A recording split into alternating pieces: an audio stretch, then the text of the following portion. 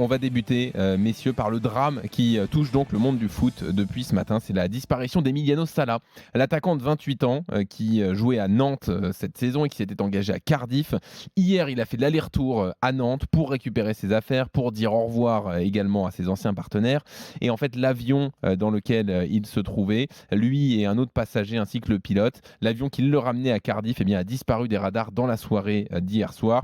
Les recherches sont rendues compliquées par la météo, elles sont toujours en cours, elles vont se poursuivre jusqu'à ce soir. Et en début d'après-midi, le chef de la recherche aérienne a indiqué qu'il ne s'attendait pas à retrouver quelqu'un en vie.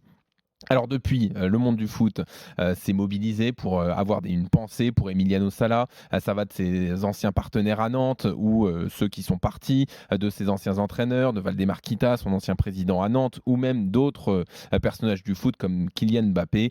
Mais également à Nantes, donc les supporters se mobilisent. Nantes où il jouait depuis 4 ans. On retrouve tout de suite Angie Louata, notre envoyé spécial à Nantes. Salut Angie. Salut Jean-Louis, salut tout le monde. Bonsoir. Les supporters nantais qui se sont donné rendez-vous en ville pour un hommage. Ouais, qui sont déjà en partie là. Il y a une cinquantaine, peut-être même une centaine de personnes qui sont déjà là. Un rassemblement qui a été lancé par l'association à la Nantaise, association de supporters historiques du FC Nantes. Déjà un peu de monde donc sur cette place royale. C'est la place où le FC Nantes a l'habitude de fêter ses titres. Déjà ce matin, il y a eu un petit rassemblement spontané. Très peu de personnes, entre 5 et 10 personnes du côté de la Genolière où l'ambiance était particulièrement pesante, vous vous en doutez bien. Rassemblement spontané ce matin parce que les gens l'avaient appris sur les réseaux sociaux notamment. Même chose du côté des joueurs nantais quand ils sont arrivés vers 8h15 à l'entraînement.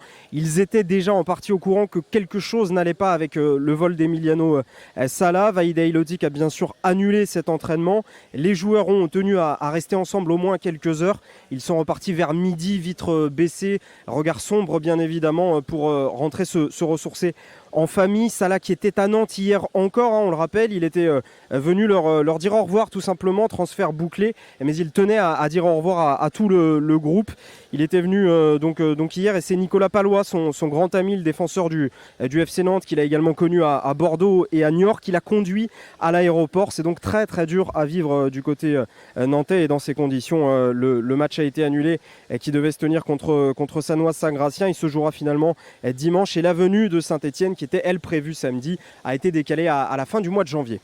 Merci Angie, donc en direct de Nantes. Ça fait un choc du gars. Oui, une pensée. Oui, bien sûr. Bon, on l'est tous. Ça aurait pu arriver à n'importe lequel d'entre nous.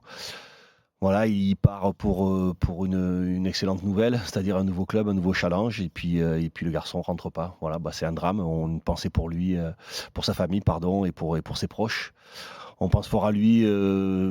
Voilà, c'est terrible. On a tous les joueurs de foot ont fait à un moment ou à un autre un transfert, on sont partis dans un avion privé, ont eu cette angoisse-là. Voilà, ça aurait pu arriver à n'importe qui. C'est un drame terrible pour lui et sa famille. Dossier complet à retrouver sur rmcsport.fr avec les dernières infos sur les recherches et les différents hommages donc du monde du foot. Vous avez ça sur notre site internet.